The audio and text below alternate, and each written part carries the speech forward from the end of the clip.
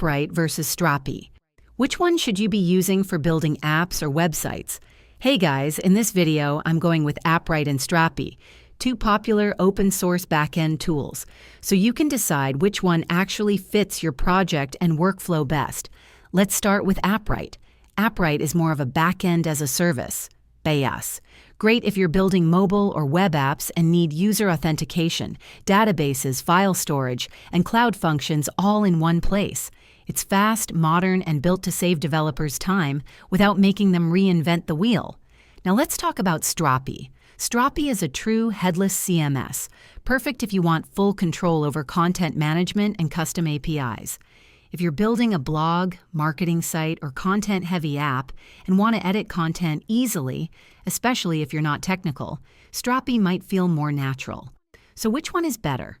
If you're a developer building a full app and want a powerful backend fast, go with Appwrite. But if you're focused on managing content, editing posts, or running a website where content comes first, Strapi could be your move. Both are awesome, just built for different parts of the development process. Let me know in the comments which one you use. And if you found this helpful, hit like and subscribe. See you next time.